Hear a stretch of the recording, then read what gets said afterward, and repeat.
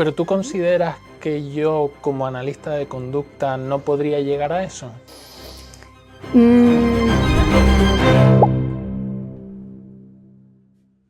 Lo inconsciente es un saber no sabido que articula la subjetividad de la persona.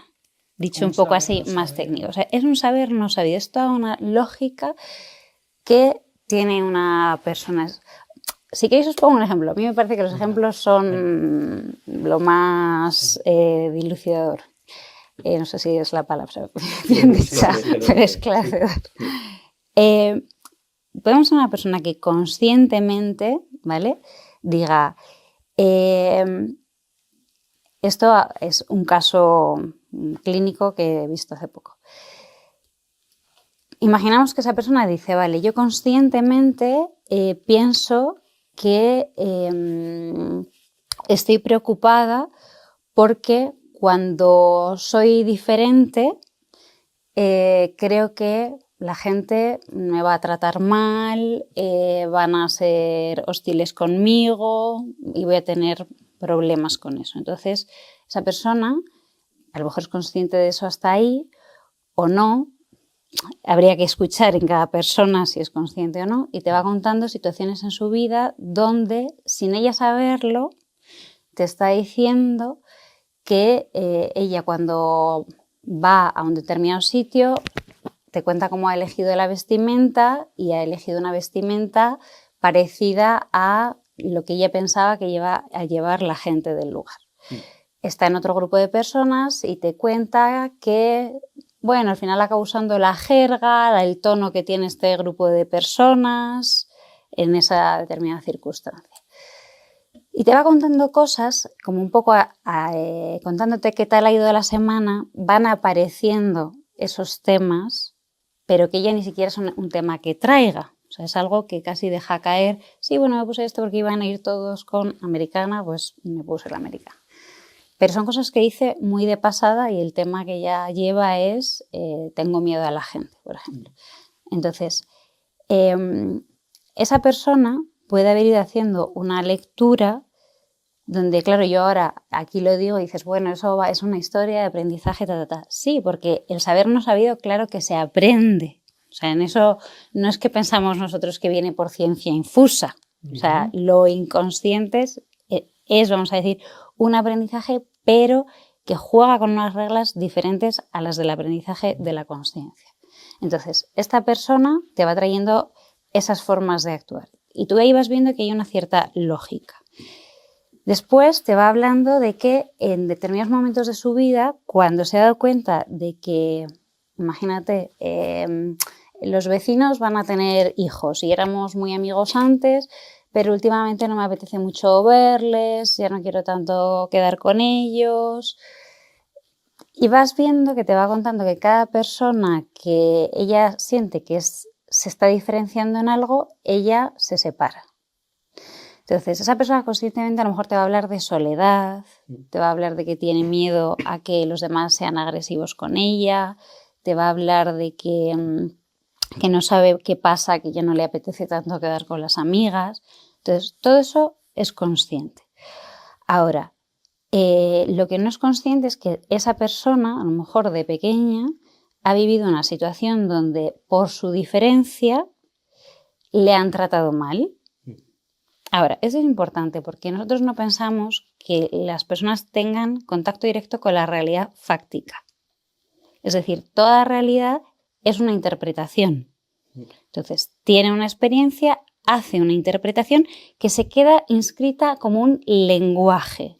Es decir, no es lo mismo decir cuando yo era pequeña me trataron mal en el colegio que decir cuando yo era pequeña por ser diferente me hicieron bullying, que no es lo mismo decir a mí yo lo pasé muy mal en el colegio porque estaba sola.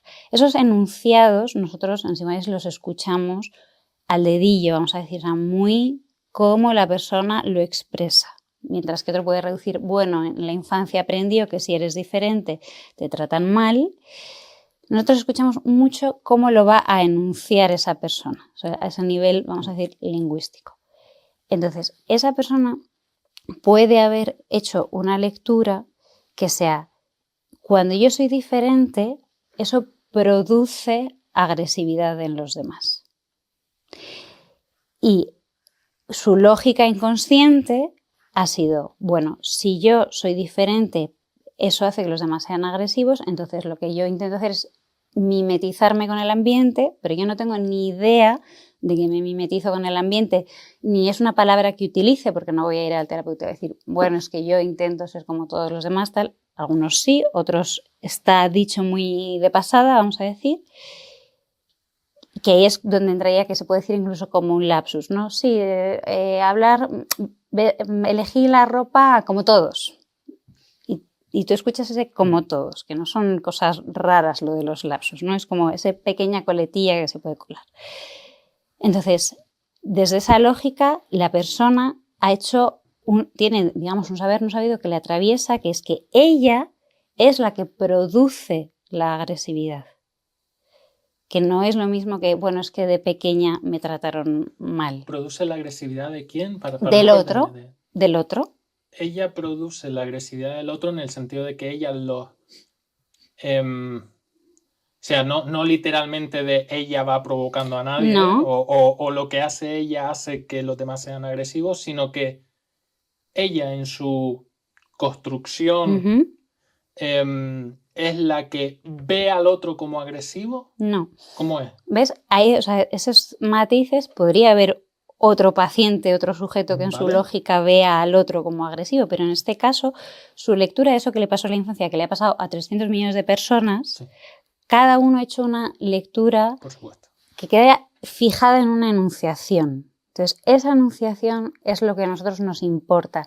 No que la trataran mal en la infancia por ser diferente, que eso sería la experiencia o sino, vamos a decir, simplificando eso, como en qué frase queda eso cristalizado, por así decir. Entonces, yo produzco la agresividad de la persona, o sea, del otro, ¿no? Yo produzco la agresividad del otro por mi diferencia. Vale. Pero entonces sí que para ella, o sea, aunque sea de manera inconsciente o no, ella entiende que los demás serán agresivos con ella. ¿Decís que quiero entender esa frase concreta? Sí. Por ser diferente. Sí.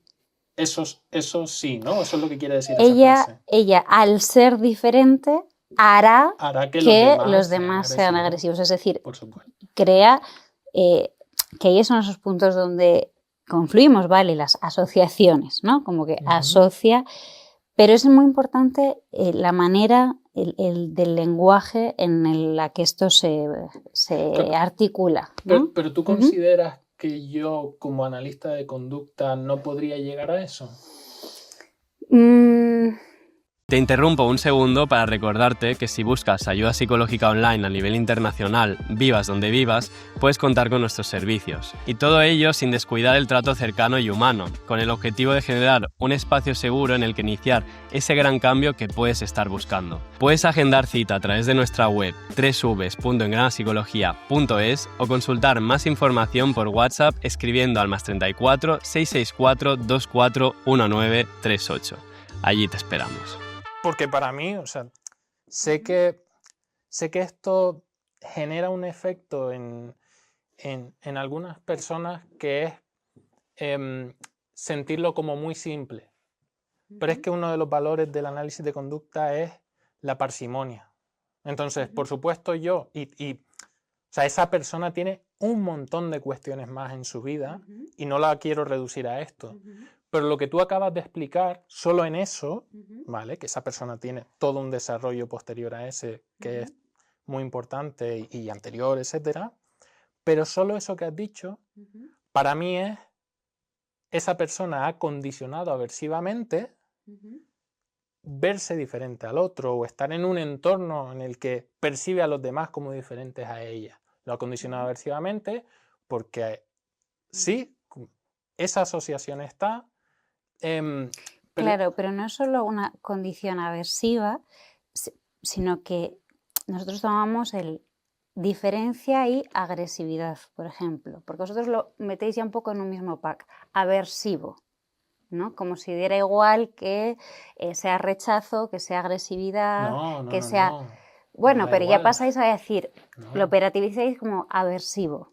Y entonces se pierde ahí un poco la singularidad de ese caso, que no es que simplemente No. asocie soy diferente, pasan cosas malas, sino No, que no, asocia no. una cosa muy concreta, vamos a Claro, decir. claro, pero ¿no? es que para mí es necesario entender qué es eso concreto. Ujú, Por supuesto, para mí es necesario acotar bien a qué se refiere con ser diferente. De hecho, yo como analista de conducta intentaría entender bien si ser diferente es ser diferente solo en lo físico, ser diferente lo es en la ropa que lleva, ser diferente es en cómo habla, ser diferente es ser más introvertido y los demás son más extrovertidos, ser diferente es, o sea, te puedo poner ejemplos infinitos. Y también, ¿qué es la agresividad? ¿Qué es la agresividad para ella?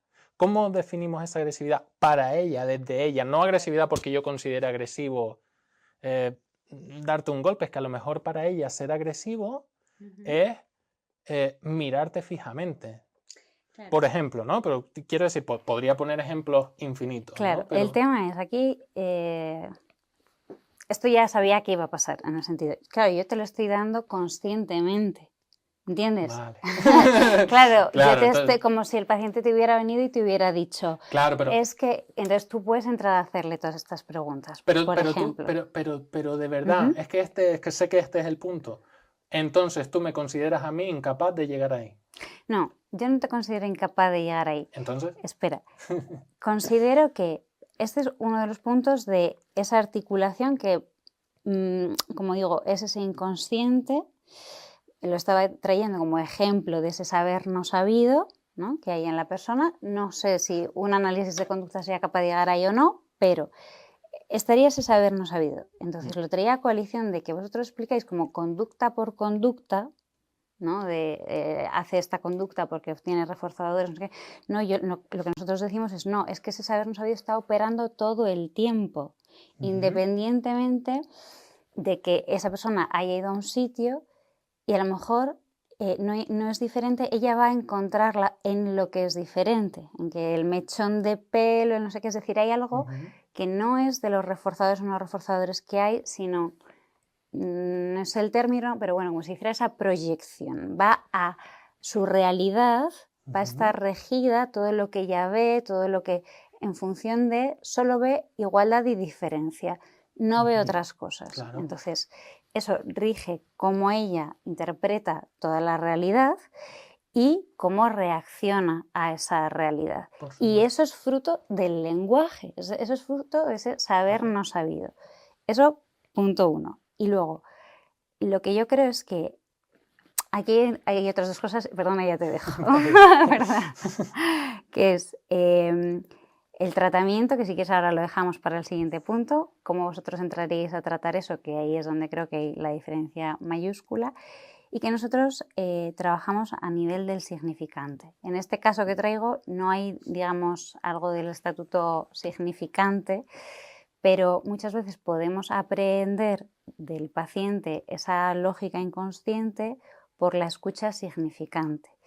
Y yo es donde creo que vosotros esa escucha significante no la tenéis, entonces vais a poder construir un por qué el paciente sufre llegando a algo parecido, por ejemplo, a esta hipótesis, no, es que tú de pequeño viviste esto y entonces ahora piensas que tal.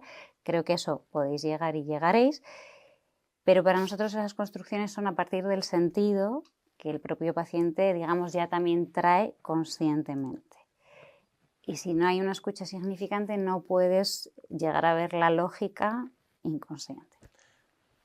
Para mí la escucha significante es hacer análisis funcional de lo que me dices.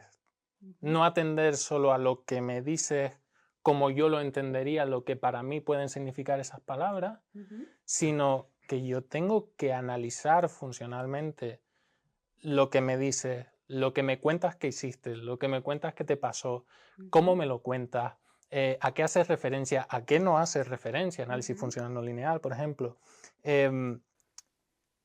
Que de verdad que yo no escucho solo lo que me dice, pero es que además siento que me he perdido un poco con el ejemplo anterior porque claro, ha pasado una cosa, creo, a ver si podemos aclararlo, y es que tengo un montón de cosas pendientes que responder, pero creo que ha pasado una cosa, no sé si te has dado cuenta, pero o he sido yo, que me he perdido por el camino, pero me has puesto un ejemplo que para mí era buenísimo, de vale, esto es un ejemplo de a qué te refieres con algo que llegamos a desentrañar, o ¿no? de ese lo inconsciente, y has llegado a ese ejemplo con esta chica, que esa conclusión, permítaseme la expresión, que sé que no concluye ahí, pero que es una de esas cosas que podemos concluir, que es que la diferencia genera esa agresividad, o no sé exactamente la palabra que has usado, pero así. Y entonces yo a eso he respondido con una explicación funcional, y entonces me has dicho, ya, pero tampoco es eso. Entonces, claro, he sentido como, es eso, pero en realidad tampoco es eso, porque hay algo todavía más inconsciente que eso, o esto no lo capta del todo. Y claro, entonces es como, bueno, he explicado eso, pero entonces hay algo inexplicable que no te puedo contar, que tendrías que explicar, que yo sí llego, pero tú no. O sea, ¿vale? Es lo que yo he sentido, ¿vale? Vale, no. Lo que yo quiero decir es que, por ejemplo, este caso es un caso que yo he supervisado estos días. Esta persona, esta paciente, no tiene ni idea de esto. Claro. ¿Entiendes? Entonces, lo que yo te quería decir es que no vale el aplicar eso, le pregunto por la diferencia, porque es algo que la persona no es consciente. Y luego, a lo que me refería también es que es un caso que, como yo ya lo traigo, digamos, desgranado, nosotros es la escucha significante lo que nos marca que lleguemos a una determinada hipótesis. Entonces, digamos, cuando yo ya te traigo como el ejemplo muy nítido de busca diferenciar, o sea, busca mimetizarse. Me lo traes resuelto. Claro, tú ahí no hay esa escucha. Ahora, ¿cómo aparece a veces el busco mimetizarme?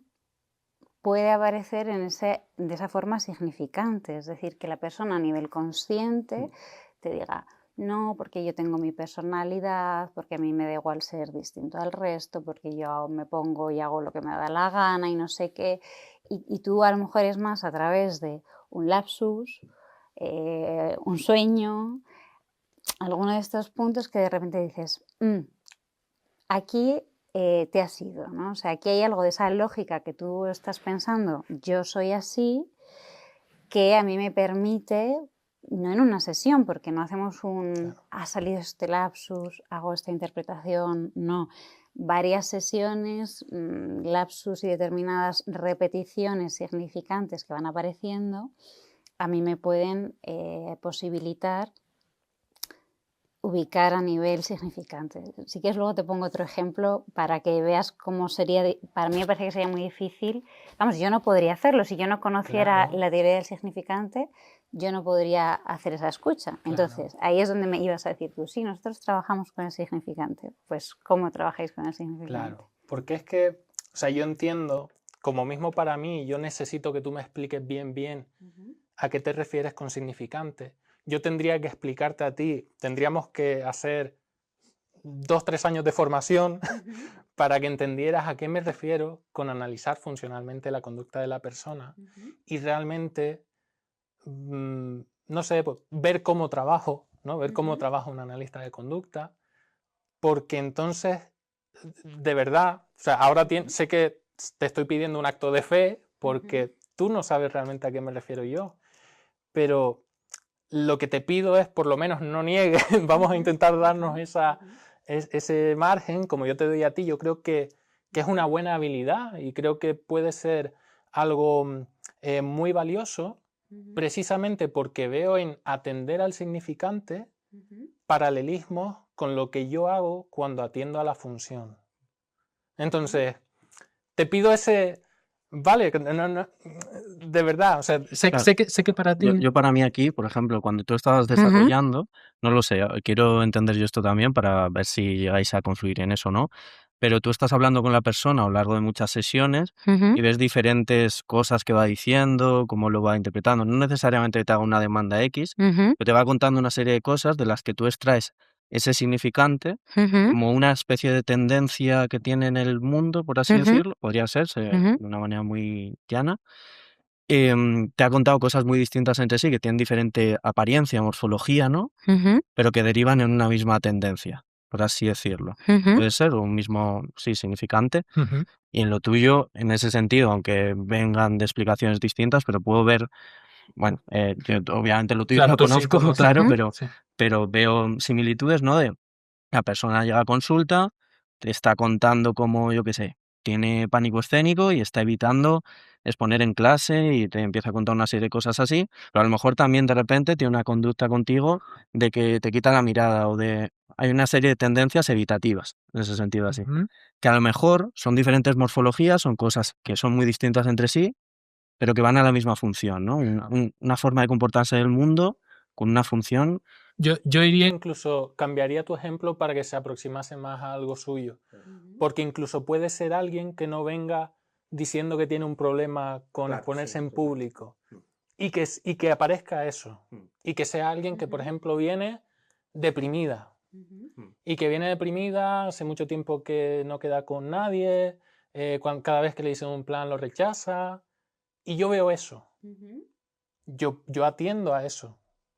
¿Vale? Y puedo hacer hipótesis que luego tengo que intentar, en la medida de lo posible, dentro de lo que es el trabajo aplicado y no en un laboratorio, que eso es que me he dejado cosas pendientes, de cómo contrastamos si algo es un reforzador o no, pero yo voy a atender a eso y voy a buscar más pistas, buscar contrastar si realmente esa relación con el otro, hasta qué punto le influye, por qué tiende a retirar la mirada. También, ojo, compartimos cultura, que implica la mirada, cuestiones biológicas, cuestiones bueno, pues, yo qué sé, una persona con un diagnóstico TEA, por ejemplo, bueno, eso ya es meterme en otras cuestiones, pero por supuesto, aunque la persona me esté hablando de cualquier otra cosa, de es que qué mal estoy, qué pocas ganas tengo de salir, etcétera, yo puedo atender a eso. Yo puedo atender a eso, tengo que atender a eso. No es una cuestión adyacente o porque yo, Luis, pues digo, mira, pues he caído en eso. No, sino yo como analista de conducta tengo que atender a eso y mi análisis funcional tiene que recoger todo eso y más, porque cuando hablamos de que nosotros vamos a ese detalle, ¿no? De esa conducta, claro, es que pues la tensión es que un castillo se construye con muchísimos ladrillos, ¿no? Entonces a lo mejor un ladrillo es muy simple, pero ¿cómo es el castillo? ¿No? Entonces, un análisis funcional no es un castillo, porque el castillo es toda la complejidad de la persona, pero oye, por lo menos intentamos hacer un boceto e intentamos aproximarnos, pero ladrillo a ladrillo. Es decir, no... sé que un ladrillo puede parecer muy simple, ya digo, pero es que un conjunto de ladrillos hacen, no sé, el Taj Mahal, ¿no? Claro. Que bueno, que no es de ladrillo, que es de mármol, pero... Claro, a ver, o sea, yo escucho estas cosas y yo me alegro, o sea, quiero decir, porque creo que nos alegramos todos mutuamente de que no haya tanta diferencia, al final siento que os estáis lacanizando. Claro, yo diría que... Ahí lo dejo. Yo diría que tú te estás El análisis funcional de la funcionalizando. bueno, no sé. Conductualización. No sé. Donde mucha gente sí que... Discúlpame esta breve introducción, pero creo que esto te puede interesar. Están abiertas las inscripciones para el máster en análisis funcional de la conducta. En Engrama hemos creado una formación online para estudiar la conducta humana con las mayores referencias nacionales e internacionales en análisis de conducta, desde sus fundamentos científicos hasta su aplicación clínica y profesional. El programa incluye titulación universitaria avalada por UTAMED, con 3.000 horas de estudio acreditadas, 120 créditos ECTS, certificación internacional en análisis de conducta, clases grabadas, directos, tutorías, análisis de casos, practicum, trabajo de fin de máster y mucho más. La idea no es enseñarte una lista de técnicas, sino ayudarte a pensar funcionalmente, Entender qué variables explican una conducta, qué la mantiene y cómo intervenir con más criterio. Tienes toda la información en la web de Engrama Psicología, www.engramapsicología.es. Y por cierto, existe posibilidad de pago hasta 12 plazos o con descuento anticipado, pero las plazas son limitadas, así que date prisa si quieres acceder. Ve que acaban confluyendo un poco la parte más de conductismo radical y la parte más de ese psicoanálisis lacaniano es en muchas terapias contextuales, ¿no? Por ejemplo. Que realmente, aunque a priori las terapias contextuales, como tú decías antes, busquen en sus orígenes volver a la base, ¿no? Y volver al análisis funcional, sí que hay como ciertas vertientes que cogen muchas cosas del psicoanálisis lacaniano. Totalmente. Y bueno, no sé por qué he dicho esto ahora mismo, pero... No, sí, pero está bien. Sí, y que hay confluencias y que, por supuesto, o sea, luego para mí las diferencias están, no tanto en esto, porque en realidad estamos hablando, yo percibo que la conversación es intentar entendernos en realidad, ¿no? Y que para mí, pues claro, me es difícil concebir qué quieres decir tú con lo inconsciente o con el significante, los ejemplos vienen muy bien, porque cuando lo pones en ejemplo, tú me lo vas diciendo y yo voy haciendo el análisis funcional y digo, claro, vale, es esto. Claro, o sea, pero entendernos es complejo porque es como tú formarme sobre psicoanálisis ahora mismo en un rato y yo a ti en análisis funcional, pero sí que el tema está en todas esas cosas que tú misma has dicho, ¿no? De esto me va a volver, ¿no? El contrastar la falsabilidad, etcétera, ¿no? Entonces, bueno, voy a retomar eso por lo menos, porque ¿cómo sé yo, por volver a ese ejemplo que hablábamos, que para Marcos que yo le preste atención en ese momento es un reforzador o no? En el ámbito aplicado va a ser muy difícil porque yo no voy a controlar todas las variables. De hecho, nosotros en el ámbito aplicado no hablamos de análisis funcional, sino que en realidad, más correctamente, habría que decir evaluación funcional. Yo hago hipótesis y luego veo si más o menos nos vamos ajustando, si tengo que corregirlo, etc. Pero si fuese un laboratorio, estaría claro que yo podría controlar las variables, ¿no? Y en ese caso lo podría contrastar. ¿Cómo? Por ejemplo, si yo ante esa conducta yo presto atención y veo que aumenta, vale, hipótesis. Pero ahora no me quedo ahí. Ahora retiro la atención. ¿Qué pasa?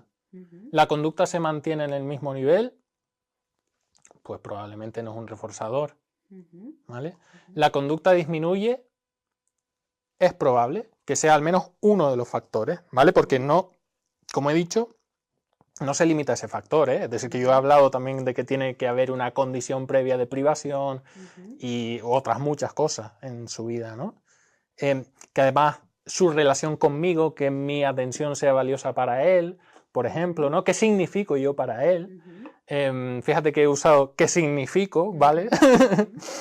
Y eso es funcional también. Eso también es análisis funcional, ¿no? Pero con eso que ocurre cuando yo añado, quito, añado, modifico, ahora pruebo otra cosa, etcétera, yo puedo determinar si eso es probablemente un reforzador o no, ¿vale? Y en el ámbito aplicado, por supuesto, hay que tener esa precaución de que eso es mucho más difícil de valorar, pero también es posible. Quiero decir, también es posible, vale, pues ahora, en este caso es todavía más fácil porque, bueno, es un padre con un hijo y le puedo pedir al padre que lo haga, ¿vale? Entonces, con menores siempre es más fácil poner los ejemplos porque suele haber una persona que tiene bastante control sobre su entorno, por supuesto no absoluto, ni mucho menos, ni es su único contexto, ni mucho menos, pero oye, que un padre es alguien relevante en el contexto de su hijo, pues sí lo podemos considerar. Entonces yo ahí le puedo pedir al padre, normalmente, ¿vale? Que no en todos los casos ni mucho menos, tampoco, y menos los padres que suelen desaparecer, más que las madres por lo menos. Entonces yo ahí, pues por ejemplo, sí podría decir, oye, vamos a probar a hacer otra cosa. ¿Y sabes qué le diría yo a ese padre? En realidad, porque tampoco es que probablemente yo, en un caso así, intervendría así. Yo le diría que le prestase más atención, pero de otra forma. Es decir, en otros momentos, cuando haga otras cosas, incluso no relacionado con lo que hace, sino en general, préstale atención a tu hijo, pasa tiempo con él.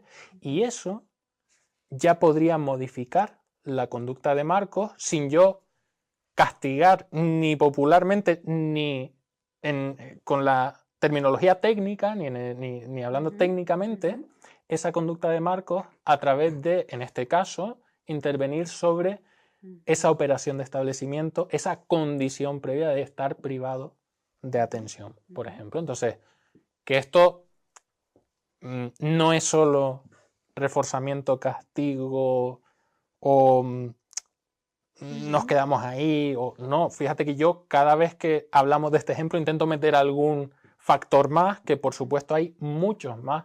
Yo tengo que entender también la conducta del padre, cuál es la historia del padre, qué significa para el padre su hijo también, y un montón de cosas más. Yo siento que cuando digo esto, tú me dices sí, pero ¿cómo lo encuentras? No, yo pienso que tú puedes operativizar, como diríais vosotros, todo el caso si quieres, pero luego solo puedes intervenir sobre la conducta. Si tú te refieres a la conducta... Sobre el ladrillo. Como... No, pero si tú haces referencia a la conducta como, o sea, bueno, lo observable... No, sobre incluso un pensamiento. Si vale, venga. ¿Cómo intervendrías tú entonces? Tú no utilizarías la conducta, digamos. No abordarías la conducta. No. Vale, venga, dime entonces qué sería. A ver, te respondo por lo que has ido un poco comentando. Claro, yo no pongo en tela de juicio que vosotros tengáis una forma de saber si es reforzador o castigo, como el estatuto, ¿no? De que esto es reforzador o castigo en función de lo que pase. Lo que pasa que, bueno, me parece como poco interesante, en el sentido... Pues a mí me apasiona.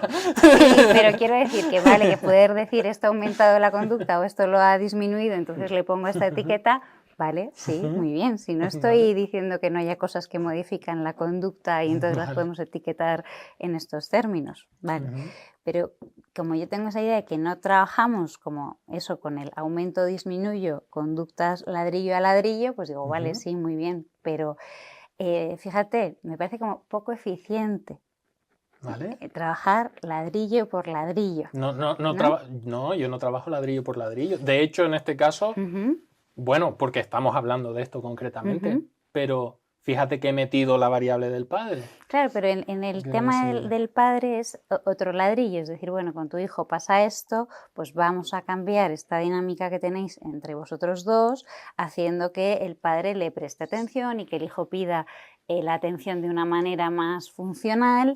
Si tú tuvieras que reparar un castillo, ¿no tocarías los ladrillos? Yo no diría, no, la estructura. Entonces, bueno, pero ¿la estructura de qué es entonces? O sea, porque entonces hay vigas de acero, pues las vigas de acero también son conducta para mí.